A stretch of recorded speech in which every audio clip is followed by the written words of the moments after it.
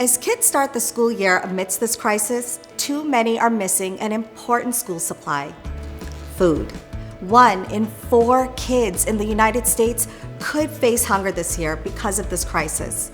I'm Tanya Nyack, and today I'm talking with Rhonda Jackson, No Kid Hungry Louisiana State Director. Every day, she's making sure schools and community organizations have the tools and the resources to help feed the children of Louisiana. Hi, Rhonda. Hello, how are you? I am doing great. Thank you for joining me. Can you tell me a little bit about what No Kid Hungry is doing to make sure that kids get the nutrition that they need during this difficult time? During the pandemic, we've set up meal sites in different places. So in our rec centers, in churches, sometimes parents pick up meals from schools. They pick up meals from different sites in the community. So since the pandemic, we've switched more to an emergency response. But the whole goal of all of it is to make sure that kids have healthy meals and in safe environments. I know that right now you're on the ground helping feed kids in Louisiana, but what was it that led you to jump into the fight to end childhood hunger? Childhood hunger, while it sounds big, it's actually really solvable. We know what works. We know what programs work. It's connecting the kids to the services that is the part of the work that wasn't done, and making sure that, even those who are involved with kids every day understand the need and understand the solutions. It's been an obstacle to get children fed, but now being in the middle of this crisis, it's even harder.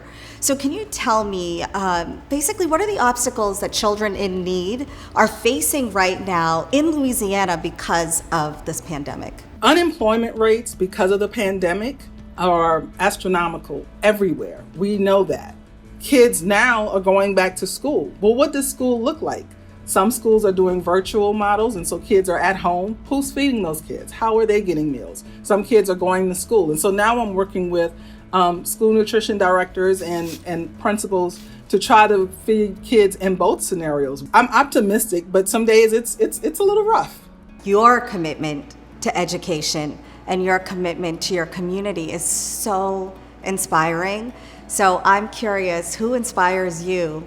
What inspired you to get into all of this?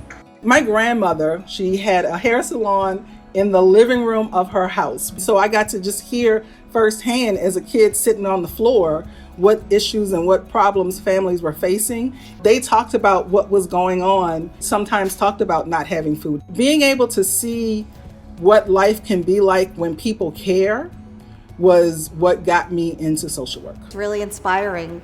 A friend of ours wants to tell you herself what your work and your passion for feeding kids means to her. So check out this shout out from Busy Phillips. I've been very inspired by the work that you've done. And I know that in Louisiana, your state, the families, your staff, everybody is so grateful to have someone like you who goes above and beyond day in and day out to really make things happen.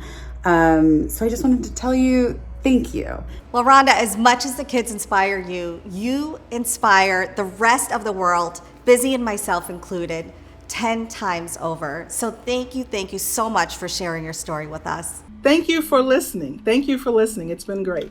This month, some generous brands are inviting you to dine, shop online, or even post on social media to support No Kid Hungry. Here are just a few fun ways you can give back with partners like Verizon, Popeyes, and Jack in the Box. You can do good while doing some of your favorite things. With every dollar donated, No Kid Hungry can provide up to 10 meals to kids. Go to nokidhungry.org/dine, shop, share to learn more.